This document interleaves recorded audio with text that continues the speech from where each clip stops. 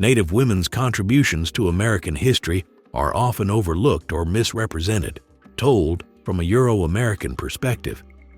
Traditional historical accounts have long portrayed Native women as passive figures, despite their central role in the social, economic, and spiritual life of their communities. This misrepresentation began with early European observers who, steeped in their own patriarchal norms, couldn't comprehend societies where women held significant authority. As colonialism spread, oral traditions that preserved the true stories of these heroines were tragically lost.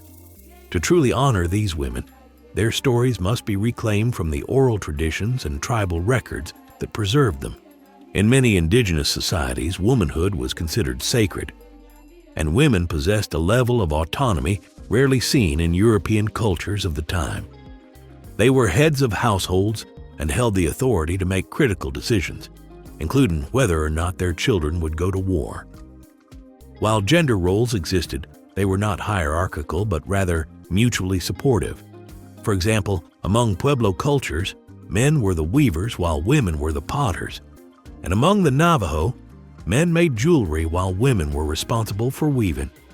In political life, some women wielded immense power, as seen with the Iroquois, where women could appoint and even remove the men who served on the Council of Elders. When European observers witnessed Native women engaged in physically demanding outdoor labor, such as hauling firewood or tanning hides, they incorrectly concluded that these women were nothing more than hapless drudges. The observers failed to recognize that this work was a source of great pride and respect within Native communities. The deliberate erasure of Native women's contributions is a multi-layered problem, a result of what can be described as intersectional bias. The European colonizers' worldview was built on a hierarchy that placed Native people at the bottom of a new religious, socio-political, and racial order. They perceived Native peoples as religiously and morally inferior, barbaric, heathens, and lacking credibility. This racial prejudice was compounded by the Enlightenment era belief that women were inherently inferior to men, being less rational and more emotional. For indigenous women, this lethal combination of religious, racial, and gender prejudice meant they were at the very lowest rung of this new social order, their traditional roles and authority entirely unrecognized and suppressed.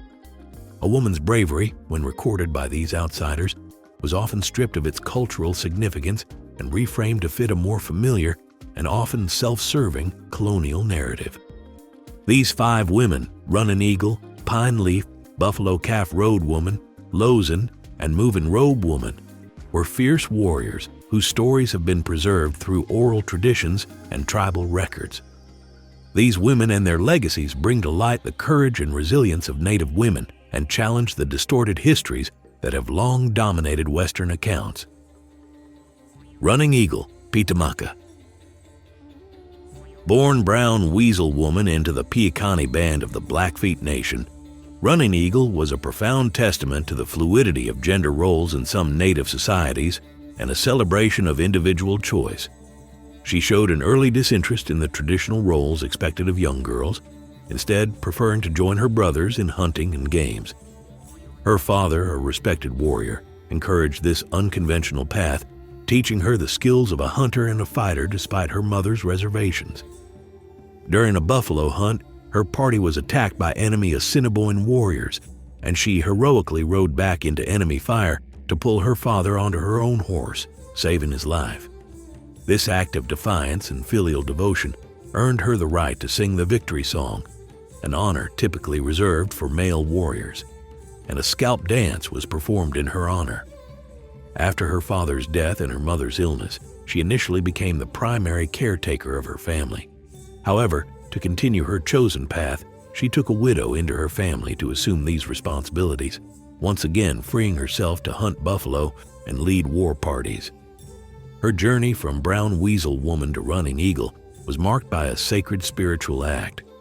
She undertook a vision quest, a rite of passage typically only performed by men, to seek guidance and power. During this quest, she received a vision from the Sun Spirit, who promised her immense power in battle on one condition: she must remain chaste and never sleep with a man. By upholding this vow, she gained a supernatural connection to her power, and her military successes became a testament to her spiritual devotion as much as her physical skill. For her many victories, the tribal chief bestowed upon her the name Pitamaka, or Running Eagle, a title reserved for the greatest of warriors. This act of formal recognition demonstrates that her path, though unconventional, was entirely valid and respected within her community.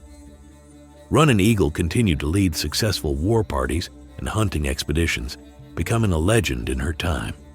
She died sometime after the late 1870s in a battle against the Flathead tribe. While her death in combat was a warrior's end, a popular account among the Blackfeet offers a deeper, more spiritual explanation for her demise. According to this legend, she lost her life because she broke her vow and became intimate with a member of her war party, causing the sun to withdraw its protection from her. This aspect of her story is a powerful reflection of the Native worldview, which views personal actions and spiritual consequences as intrinsically linked. Her heroism was not simply a matter of physical skill or strategic cunning, but was tied to a sacred covenant. Her life, therefore, stands as a testament to the idea that a person's individual will, when aligned with a spiritual commitment, could lead to a life of extraordinary influence and power, redefining what it meant to be a leader and a warrior within her tribe. Pine Leaf, Woman Chief. Pine Leaf, also known as Woman Chief, is an iconic figure whose life demonstrates how a warrior's path could also be a journey of self-determination that transcended gender. Born into the Gros Ventre Nation around 1806, her life took a dramatic turn when she was captured by a Crow raiding party at the age of 10. She was adopted by a Crow warrior who had lost all of his sons and encouraged her to pursue traditionally male activities. Pine Leaf showed no interest in traditional women's work, instead excelling in hunting, marksmanship, and horsemanship. Her bravery was put to the test during a Blackfoot attack on a Crow fort. She not only fought off multiple attackers, but was instrumental in turning back the raid. Her valor was so immense that she was eventually given the name Biawachiichish, or Woman Chief, and earned a seat on the Council of Chiefs, eventually rising to the third highest rank. Beyond her battlefield prowess, her life is of particular significance to the history of gender and sexuality. As a chief, she took several wives, an act that has made her a celebrated icon in the Two-Spirit community. The concept of two-spirit individuals, who embodied both masculine and feminine spirits, was a recognized and respected identity in many Native cultures long before Western contact. The fact that Woman Chief took multiple wives and was a powerful leader is a testament to the pre-colonial diversity of gender expression that Western history has actively sought to erase. She died in 1854 at the age of 48, killed by a Gros Ventre war party while she was in the process of negotiating a peace treaty with them. The historical accounts of Pine Leaf's life are a powerful reminder of how Western biases have distorted and suppressed Native stories. Her life was chronicled by two non-Native men, fur trader Edwin Denig and adventurer James Beckwourth. While Denig's account is considered more reliable and focuses on her political and military rise, Beckwourth's autobiography, though widely read, is believed to be greatly exaggerated, if not entirely fictional. Beckwourth's narrative casts her as his lovesick romantic partner, a heroine who vowed to kill 100 enemies before marrying him. This romanticized, colonial-centric portrayal reduces her to a character in his personal adventure story, stripping her of her true cultural and historical importance. To truly understand Pine Leaf, one must look beyond these self-serving narratives and recognize that her story was deliberately reframed to fit a mold that was more palatable to a Western audience. Her authentic legacy is not as a side character in a man's story, but as a warrior, a chief, and a celebrated two-spirit icon who earned her place in history through her own strength and determination. Now, as you sit back and take in these stories, take a moment to consider that for every history book written by an outsider, there is another, richer one passed down from generation to generation within a tribe. So if you're enjoying this glimpse into a different perspective, hit that like button, subscribe, and ring the bell so you can get more of this kind of content delivered right to you. Buffalo Calf Road Woman. The legend of Buffalo Calf Road Woman is a powerful reminder that history is not just what is written down, but also what is preserved through memory and shared with future generations. A northern Cheyenne woman born around 1844, her story is one of profound courage and loyalty. She rode into battle alongside her husband, Black Coyote, and their lives were intrinsically tied to the American Indian Wars and the genocidal campaigns waged against her people. Her most famous act of valor occurred during the Battle of the Rosebud in June 1876. The Cheyenne and Lakota warriors were in a desperate retreat, outgunned by General George Crook's forces, when Buffalo Calf Road Woman saw her brother, Chief Comes in sight, left wounded on the battlefield. Without a moment's hesitation, she charged her horse directly into the chaos of the battle, retrieved her brother, and carried him to safety. This singular act of heroism was so powerful and inspirational that it rallied the demoralized Cheyenne and Lakota fighters, who returned to the fray and defeated Crook's army. In a testament to the lasting impact of her courage, her people forever memorialized the battle by naming it the fight where the girl saved her brother. Just 9 days later, she fought alongside her husband at the Battle of the Little Bighorn, also known as the Battle of Greasy Grass. The history of this battle, and specifically the death of Lieutenant Colonel George Armstrong Custer, has long been a subject of intense historical debate. However, in 2005, the Northern Cheyenne people broke more than a century of silence to reveal a pivotal detail from their oral history. It was Buffalo Calf Road Woman who knocked Custer off his horse with a club-like object, leaving him vulnerable to being killed. This act of defiance was a direct response to Custer's bloody reputation as an Indian killer responsible for massacres and the systematic assault of Native women. The fact that her central role in Custer's demise was kept within the Cheyenne oral tradition for over 100 years is a powerful statement about the nature of Native history and its resilience in the face of violent oppression. Her story was not forgotten by her people. Rather, it was held as a sacred truth, a form of cultural reclamation kept safe from the very historical narrative that sought to erase it. Buffalo Calf Road, woman's life and her tragic end, dying of diphtheria or malaria in 1879 at the age of 35 after being forced onto a reservation with her family, is a microcosm of the fate of many Native peoples. Her bravery was not a path to a happy ending in the face of genocide, but a beacon of strength and resilience for her people, a symbol of resistance that continues to inspire. Lozen. Lozen, a warrior and spiritual seer of the Chiricahua Apache, is a figure of legend whose life is a compelling blend of military genius and mystical power. Born in the 1840s, she was the younger sister of the prominent chief Victorio, who depended on her wisdom and unique abilities as much as he did on her fighting skills. Lozen was a seer who possessed a spiritual gift that enabled her to locate the enemy. According to oral history, she would turn in circles with her hands outstretched until she felt a tingling in her palms, which indicated the direction and proximity of her foes. Her brother famously described her as my right hand, strong as a man, braver than most, and cunning in strategy, Lozen is a shield to her people. Lozen fought fiercely alongside her brother against the horrific conditions of the San Carlos Reservation and the U.S. military forces that sought to confine them.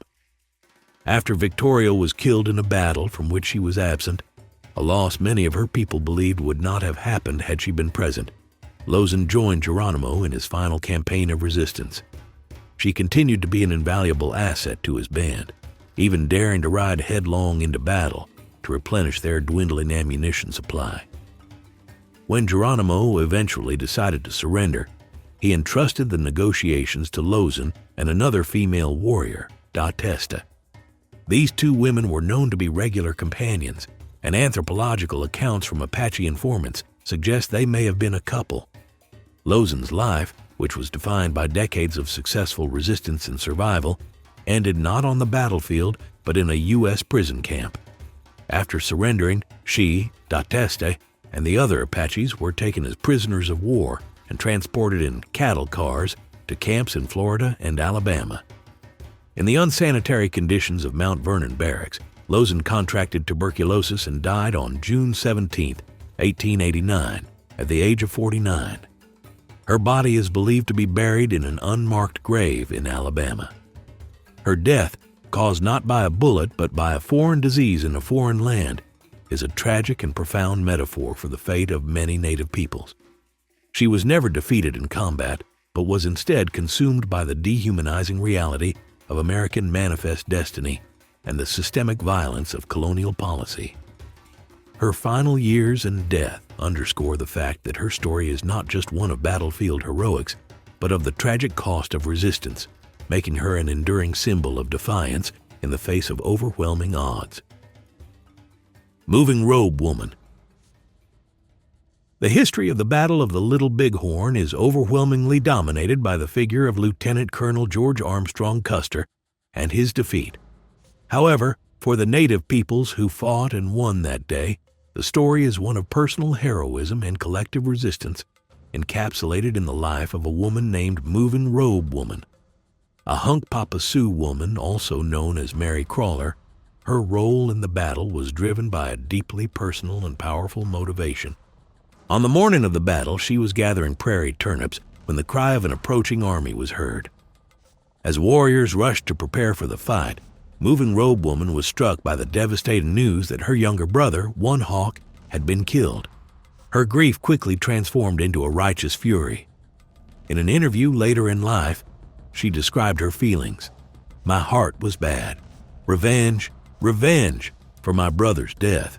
I was a woman, but I was not afraid." She immediately ran to her lodge, braided her hair, and painted her face crimson in a traditional ritual of mourning before grabbing her black horse and riding into the thick of the combat. Moving Robe Woman fought on the front lines, a fierce warrior driven by a desire for justice for her fallen brother. She was credited with killing 2 of Custer's men, including the Army interpreter Isaiah Dorman, whom she confronted directly, reportedly saying, "If you did not want to be killed, why did you not stay home where you belong and not come to attack us?" What is most remarkable about her story is not just her battlefield prowess, but the cultural values her actions represent. When asked about her conquest later in life, she famously stated, "I have not boasted of my conquest. I am a woman, but I fought for my people." This powerful statement stands as a direct counter-narrative to the Western male-centric archetype of the warrior who seeks personal glory. Her humility and refusal to boast reflect deep-seated Lakota values of honor and communal service. Her fierceness was not for individual fame, but was a righteous response to the invasion of her lands and the murder of her kin. Her bravery was instantly recognized by her people, and she was honored as a warrior alongside the men until her death. Her legacy reframes the meaning of heroism, showing that true valor is found not in conquest, but in the defense of one's community, driven by a love for one's family and a commitment to one's people. The stories of these 5 women warriors, Running Eagle, Pine Leaf, Buffalo Calf Road Woman, Lozen, and Moving Robe Woman, are far more than simple tales of battlefield heroics. They are powerful narratives of cultural resilience, personal defiance, and the enduring spirit of a people in the face of violent oppression. They force a re-evaluation of what it means to be fierce, expanding the definition to include not just physical bravery but also intellectual cunning, spiritual power, political leadership, and the profound capacity for cultural preservation. These women, and countless others, were not passive figures but active agents of change, serving their people not only in conflict but as leaders, healers, and cultural stewards. The notion that these women were forgotten is a fiction of a history that prioritized the written word over oral tradition and colonial accounts over native truths. Their narratives were not lost. They were held safe in the collective memory of their people, waiting for a time when they could be shared as powerful symbols of resistance. The legacy of their struggle and service is not merely a historical artifact. It is a living tradition that continues to this day.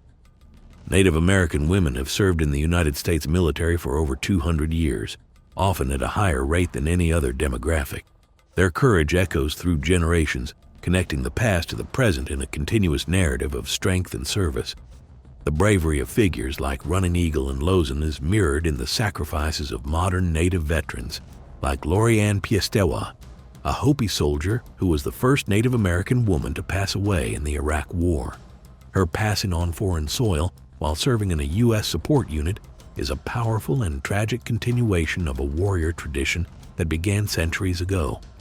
The spirit of communal protection and cultural pride also lives on in leaders like Micheline Big Man, who served 22 years in the U.S. Army and went on to found the Native American Women Warriors, the first recognized all-Native American women color guard. The NNAWW serves as a community and resource for Native women veterans, ensuring that their service, unlike that of their ancestors, will never be forgotten.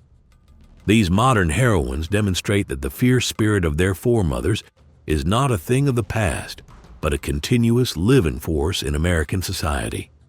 By reclaiming and sharing the stories of these forgotten women, a fuller, more truthful history can be told, one that honors their resilience and celebrates their enduring legacy. What do you reckon is the most important lesson we can take from these fierce women warriors of the past? We enjoy reading what folks have to say, so leave a comment down yonder. And remember, their legacy isn't forgotten, it's alive and well.